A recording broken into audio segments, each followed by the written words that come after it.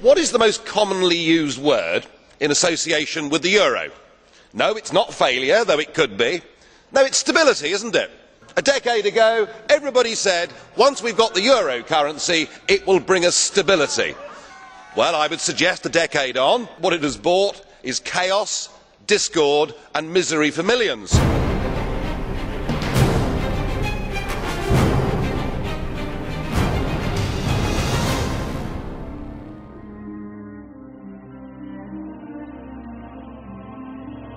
What's happened in the last week marks the beginning of the end.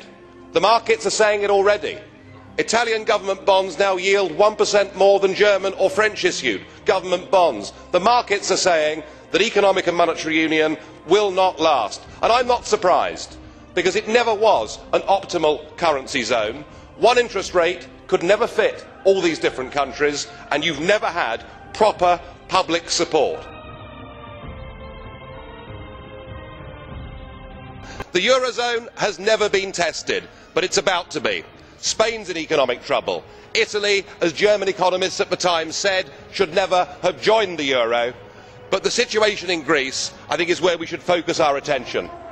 Thousands of young people out on the streets demonstrating, demanding their government does something. But the Greek government is stuck inside the euro straitjacket. There's nothing they can do. There's nothing a future general election can do in Greece to change anything. And when people have taken away from them the ability through the ballot box to determine their own futures, then I'm afraid that violence becomes the only logical alternative. What you've done with this euro is you have trapped people in an economic prison. You've trapped people in a Volkerkerker from which to get out. It will take great courage, it will take leadership, or possibly the inevitable economic meltdown.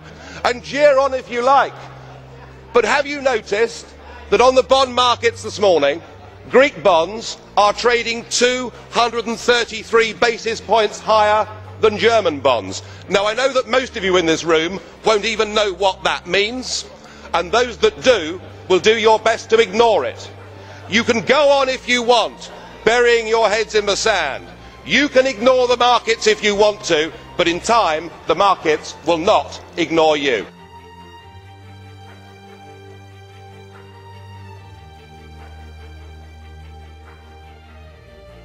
Whilst 60 years ago an iron curtain fell across Europe, today we have the iron fist of the European Commission, and we've seen it with Article 121 and with Greece effectively being turned into a protectorate. Poor Greece, trapped inside the economic prison of the euro. In 1968 we had the Brezhnev doctrine of limited sovereignty. Today we have shared values, we have ever closer European Union and pooled sovereignty, and that is what you've used. But of course it won't just be Greece, because the same is going to happen to Spain, to Portugal and to Ireland. 121 will be invoked with all of those. Mr Barroso, you said earlier we will stick to our course, and that means millions of people in Europe will be put through pain as you attempt to keep together this disastrous project that is the euro. It will fall to pieces, of that there can be no doubt.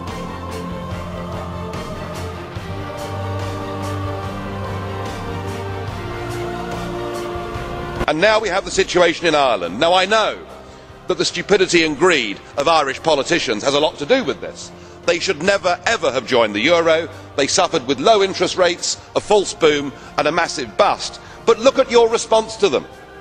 What they're being told, as their government's collapsing, is that it would be inappropriate for them to have a general election.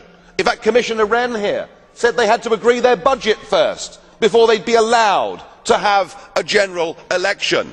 Just who the hell do you think you people are?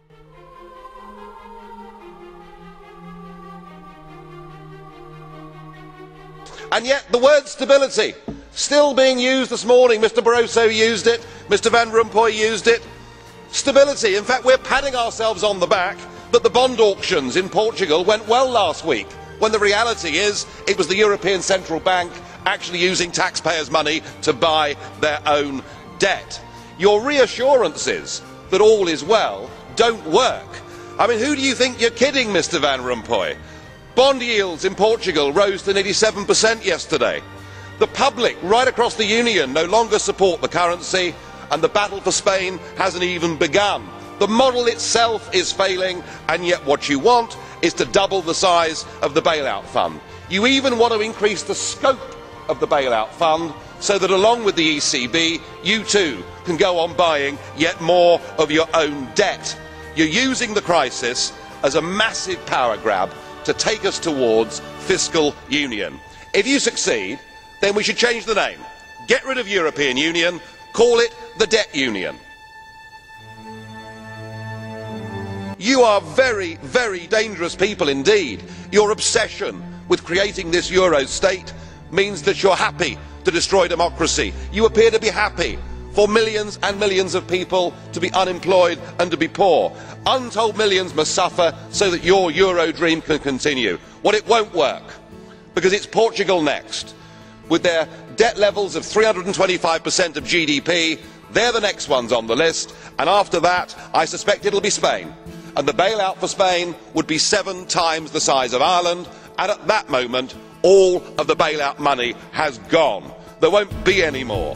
But it's even more serious than economics, because if you rob people of their identity, if you rob them of their democracy, then all they are left with is nationalism and violence. I can only hope and pray that the Euro project is destroyed by the markets before that really happens.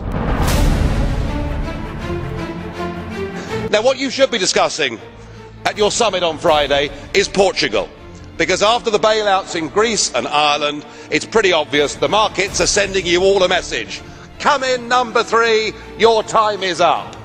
Portuguese bond yields on Monday hit 7.6%. You know that yourself. It was only at 7%, of course, when it got there, that Ireland had to be bailed out. We've also got, in April, a massive rollover of Portuguese debt, another 20 billion that has to be rolled over.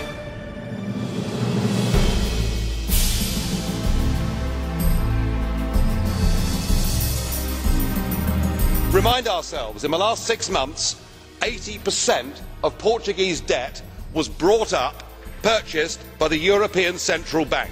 We cannot go on as a European Union buying our own debt. If we do, the next debt crisis won't be a country, but it will be a debt crisis of the European Central Bank itself. We've reached a point with this where actually it doesn't matter what any of you say. Nobody believes you. The public don't support you. I hope and pray the markets break you. 2010 will be remembered as the year when the flaws, the deep flaws in the Euro project were exposed, and when the public in Europe woke up to the sheer stupidity of their leaders. And so here we have another summit, another crisis, confidence in the euro ebbing by the week. It's like watching a slow motion car crash. And now you want a permanent bailout mechanism. But I think the last week's going to prove to be the watershed moment for this entire European project. You see, the only way to stop countries acting in their own national interest is to take that power away from them, to form a Treasury Department there in Frankfurt that has power over tax and power over government spending. And indeed, I've heard some of the EU extremists this afternoon effectively call for that. But you've come back to us today, and now with the approval of Mr Sarkozy and Angela Merkel, you're the head of a new economic government for 500 million people. And you've launched your 10-year plan, your wish list. And I just wonder, have you remembered what happened to the last 10-year plan that was launched in 2000? It was launched in this Parliament to much acclaim. It was a total and utter crippling failure even before the global recession hit. And in fact, all centralised EU plans fail. Just look at the disastrous, ruinous common fisheries policy. And now your beloved euro has failed. It's failed politically at its first major hurdle. You weren't able to come up with a plan at that summit. You can't bail out Greece without the International Monetary Fund coming in to save, at least for the moment, your euro dream. And yet, Mr Van Rompuy, your plan seems to be we're losing, we're failing, let's have more of the same. Let's have more Europe, let's have more failure. But it must be one thing or the other. It's either a full EU state that controls everything, or it is disintegration and back to national control. Well, President Barroso, you're certainly flexing your muscles, using the powers given to you by the Lisbon Treaty, which you pushed through using illegitimate means. You now do everything you can on the world stage and within the EU to acquire all the attributes of statehood. And nowhere could that be more apparent than in your recent proposal for a direct tax to be levied by the European institutions on the peoples of this continent. Of course, in previous times there was a very successful independence movement that campaigned on the slogan of no taxation without representation. And you certainly, sir, are not a representative. We haven't voted for you and we can't remove you. So I think with this direct tax you actually made a mistake. Because what this euro is all about, it's about a political class imposing its will upon the peoples of Europe. Remember, only 2 countries had a referendum on the euro, Denmark and Sweden, and both of them said no. What we have before us here is the new government of Europe, a government that with the Lisbon Treaty now has enormous powers, not just a foreign minister and embassies, not just the ability to sign treaties, but the ability now to use emergency powers to literally take countries over. And yet what we've heard from the European Parliament big group leaders this morning is the demand that you take even more powers and do it even more quickly. And perhaps it's worth reminding ourselves that this treaty that gives this Commission these powers does not have democratic legitimacy in the European Union at all. You ignored referendums, you denied referendums, and you bullied the poor Irish into voting for a second time. Now I'm struck that the common denominator with this Commission is the sheer number of them that were communists or were very close to communism. Mr Barroso himself was a Maoist. Sim Kallas, far from being a student activist, was even a member of the Supreme Soviet. So a top-notch communist we have there. We have at least 10 communists in this Commission, and it must feel like a return to the good old days. There must be a certain nostalgia amongst the communists.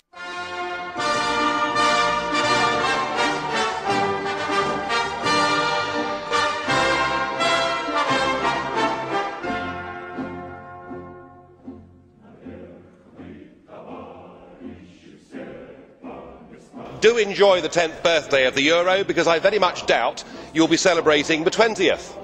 What we've seen this morning has been reminiscent of the old Soviet times. Do you remember when the 5-year plans were announced to be successes, often before they were even launched, with much talk of record harvests and wonderful production figures for tractors? And I suppose, much like those days, we've been treated this morning to a succession of unelected, ageing bureaucrats telling us what a great success the whole thing's been. It's all delusional stuff. Just look around this chamber this morning. Just look at these faces. Look at the fear. Look at the anger. Poor old Barroso here looks like he's seen a ghost.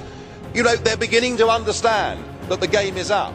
And yet, in their desperation to preserve their dream, they want to remove any remaining traces of democracy from the system. And it's pretty clear that none of you have learned anything. You know, when you yourself, Mr Van Rompuy, say that the euro has brought us stability, I suppose I could applaud you for having a sense of humour, but isn't this really just the bunker mentality? We need democratic solutions to this. If you go on pushing your extreme euro nationalism, this will lead to violence right across every member state in this union. And perhaps this is why we see the fear in the faces. Increasingly people are saying, we don't want that flag, we don't want the anthem, we don't want this political class, we want the whole thing consigned to the dustbin of history. We must put the future of Europe to people in every member state in free and fair referendums.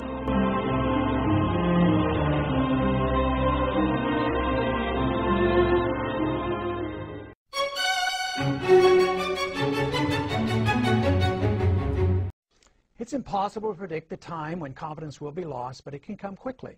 Resorting to buying other paper currencies will not be of much help. When the dollar crashes, most likely